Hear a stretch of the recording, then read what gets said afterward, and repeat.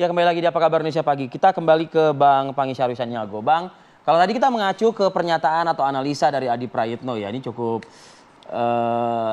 menegangkan ya sepertinya dia memasuki awal 2024. Karena memang juga waktunya yang terbatas, ya pendek. Agendanya juga banyak. Betul. Tapi seharusnya harapan kita tetap memaintain tensi, jangan juga pakai tensi tinggi terus begitu. Nah, itu buat si pelaku politiknya. Yang menjadi concern kita juga di penghujung tahun kemarin kan cukup banyak nih insiden-insiden para penyelenggaranya. Nah, Anda melihat ini juga nggak? Nah, ini yang kemudian statementnya Ketua KPU itu kan menarik tuh. Ini pemilu yang paling complicated, yang paling rumit. Artinya tantangannya berat. Nah, termasuk Bawaslu hari ini kan udah mulai kewalahan juga. Ada yang diprospek, ada diproses, ada yang tidak. Ada yang maju mundur kayak Syahrini kan, tapi nggak cantik. Kemarin pelanggaran, sekarang bilang nggak pelanggaran. Habis itu atau kita pengennya maju mundur cantik ya. Maju mundur cantik harusnya gitu. Nah, ini kelihatan inkonsisten. Jadi artinya kan begini, kalau wasit itu kan ini bilang kemarin itu, ya wasit itu tidak boleh sekaligus pemain kan begitu.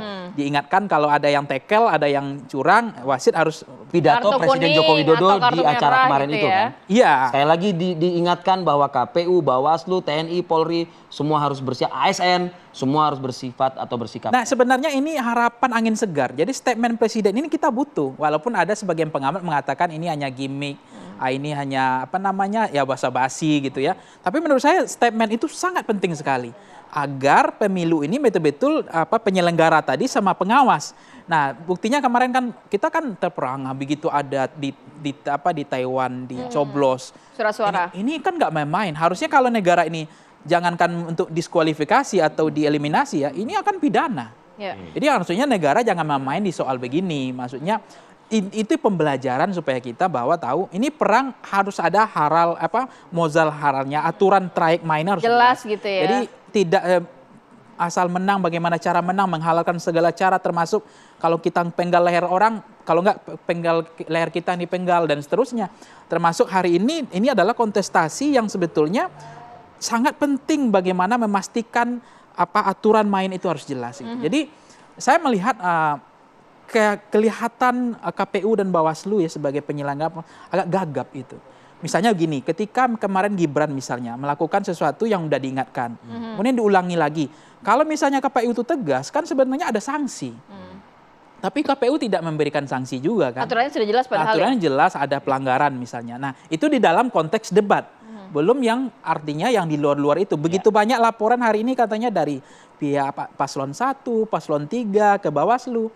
Bawaslu juga sepertinya menciptakan seolah-olah ini lapangan udah nggak datar. Ini yang bahaya.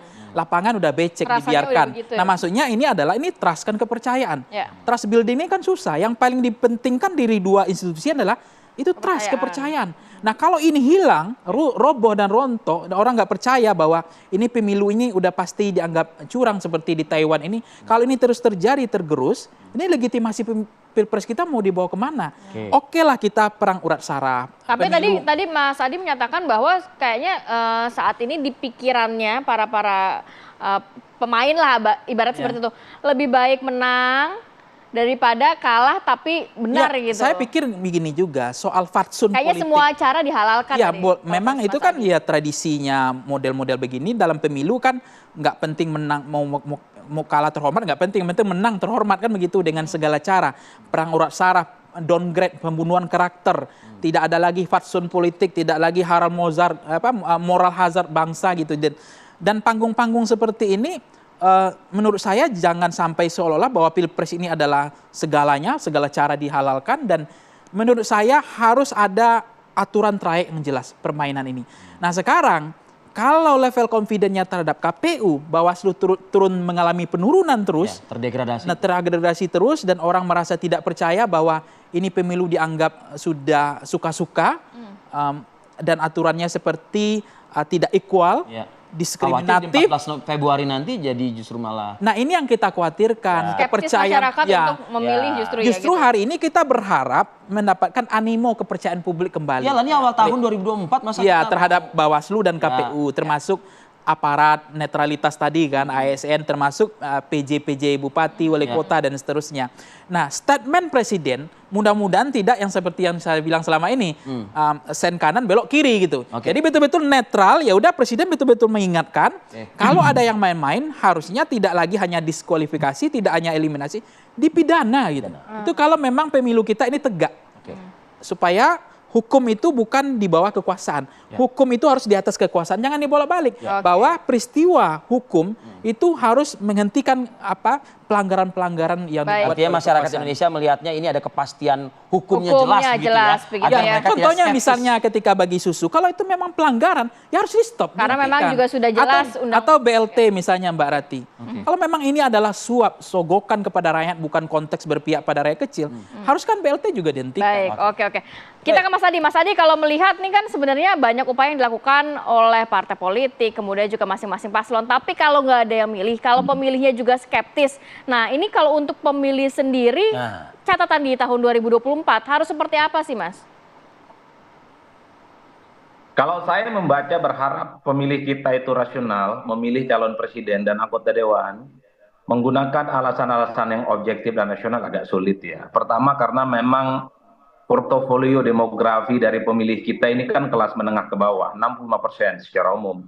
Artinya mereka itu datang ke TPS bukan karena melihat calon itu punya rekam jejak, bukan karena kompetensi, punya karena track record dan seterusnya, tapi lebih pada dimobilisasi sebenarnya. Mobilisasi itu banyak, mungkin karena ada tokoh masyarakat yang ngajak, mungkin karena juga ada serangan-serangan logistik, serangan fajar, kemudian ada politik uang dan seterusnya. Ini yang kemudian akan menurut saya menghantui pemilu kita di 2024. Karena sejak pemilu dilaksanakan secara serentak, pileg dan pilpres, kan ada satu istilah yang sebenarnya baru dikutip oleh teman-teman KPU. The most election complex in the world. Itu kan untuk menunjukkan bahwa Indonesia itu pemilunya paling kompleks di dunia. Bukan hanya di Indonesia, tapi di dunia. Kenapa disebut kompleks? Karena one day one election. Sehari, tapi pileg dan pilpresnya itu dilaksanakan secara bersama. Sementara jadwal kampanye cuma 75 hari. Fadil dan Ratih, bagaimana mungkin kita bisa mendapatkan calon presiden, calon anggota dewan, kampanye 75 hari, tapi yang akan dipilih begitu banyak variabelnya. Ada presiden dan wakil presiden di situ, ada DPD, ada DPR RI, provinsi, kabupaten, dan kota. Efeknya apa? Rakyat itu tidak melihat bahwa figur-figur ini menjual visi dan gagasan besarnya, apalagi kontrak dan komitmen politik. Yang terjadi adalah politik transaksional. Ini yang saya kira memang akan menjadi tahun pemilu yang menurut saya Indonesia tidak akan mengalami satu lompatan yang signifikan karena pemilunya ini waktu kampanyenya dipangkas dari 5 tahun ke 5 tahun yang selanjutnya ini hanya sebatas seremonial belaka karena orang tidak pernah tahu apa yang akan diperbuat oleh para caleg-caleg kita karena caleg kan bekerja ke bawah nggak ngomong visi misi tapi bawa bantuan sosial, dia bawa logistik, bawa sembako dan bawa produk. Apa yang bisa diharapkan dari pemilu kita yang kemudian sangat transaksional, mengajak masyarakat datang ke TPS bukan karena visi misi dan gagasan. Nah yang kedua menurut saya signifikan ya. KPU dan Bawaslu itu mesti sadar. Ada trust building yang saya kira cukup mengerikan. Di mana para wasit penyelenggara pemilu ini dikhawatirkan dalam tanda kutip ya. Soal netralitasnya menuju di 2024 Mas. Sudah banyak kasus dan banyak contoh. Tapi kan tidak diproses secara tuntas dan maksimal. Ada misalnya para tokoh-tokoh masyarakat terafiliasi dengan salah satu paslon tertentu. Kemudian bagi-bagi uang misalnya, itu juga tidak diproses. Ada calon tertentu misalnya membagikan logistik dan sembako, tapi itu juga tidak diproses dan tidak dianggap sebagai bagian dari kepentingan politik tertentu. Artinya apa? Sudahlah, kita tidak perlu lagi bicara tentang ada aturan, itu tidak melanggar, tapi secara vulgar. Begitu banyak praktek-praktek politik yang menurut common sense kita, itu nggak elok dan nggak masuk akal. Dan mestinya dalam konteks ini, Bawaslu itu bersikap. Termasuk soal kertas suara yang tiba-tiba bocor, kemudian sudah dijoblos. Ini kemudian publik berharap, apa yang kita bisa harapkan? Kalau sudah di luar negeri begitu, apalagi di dalam.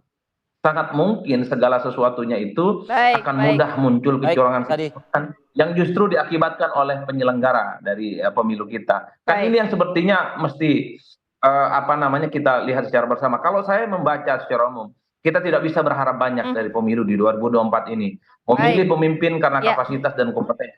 Yang menang ya soal bagaimana memobilisasi dukungan dengan cara apapun.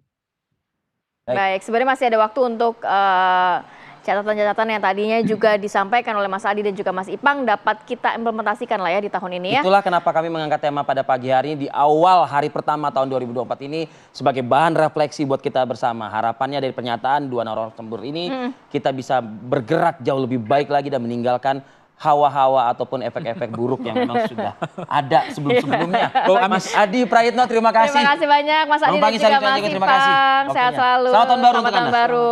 Assalamualaikum. Oke, kita tinggalkan lah ya politik-politik ya. Ya, Kita ke vibes liburan lagi, vibes perayaan lagi. Rati, kalau tadi kita beda 6 jam Heeh. dengan Jerman. Sekarang kita beda? Sekarang pukul 8:04. Artinya Amerika Serikat dalam beberapa jam ke depan juga akan merayakan malam pergantian. Nah, kita lihat ya bagaimana persiapan perayaan tahun baru di Amerika Serikat. Tapi kita harus jeda dulu sejenak, kita kembali saat lagi.